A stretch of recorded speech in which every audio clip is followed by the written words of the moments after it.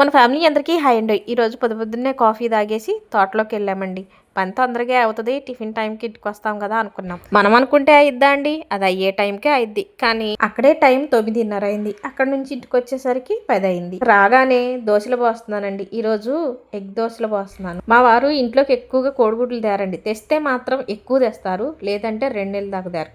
ఇక వారు తెచ్చినప్పుడు కూడా ఎక్కువ తెస్తారు కదా, కోడిగుడ్లు కంటికి ఎక్కువ కనపడుతున్నాయి కదా అని ఎగ్ దోశలు, కోడిగుడ్డు పులుసు, కోడిగుడ్డు ఆమ్లెట్, కోడిగుడ్డు బిర్యానీ ఇట్లా ఎక్కువగా వాడుతుంటాను. అందుకనే నేను తెచ్చినా లాభం లేదు, ఇట్లా ఎక్కువ వాడుతుంది అనుకుంటారో ఏమో, 2 నెలల దాకా తీసుకురారండి. ఇక ఎగ్ దోశ పోసాను కదా, ముందు పిండి పోసి తర్వాత కోడిగుడ్డు డైరెక్ట్ దాని మీద వేసి కదుపుతారు ఎవరైనా. నేనేమో అలా కాకుండా కోడిగుడ్డుని గిన్నెలోకి కార్చి కొంచెం ఉప్పు వేసి దాన్ని జిలకొట్టి దోశ మీద పోస్తాను. కారపొడి అంటే కోడిగుడ్డు వేసిన తర్వాత పైన చల్లుతాం, మరి ఉప్పు ఎలా, అందుకని ఇలా చేస్తాను. అంతేకాదండి, దోశ పైన డైరెక్ట్గా కోడిగుడ్డు వేసి దాన్ని కదపాలంటే చందమామ తొందరగా కదలదు కాబట్టి ఇలా అయితే కొంచెం తేలిగ్గా ఉంటుంది. ఎగ్ దోశ రెడీ అయిపోయింది.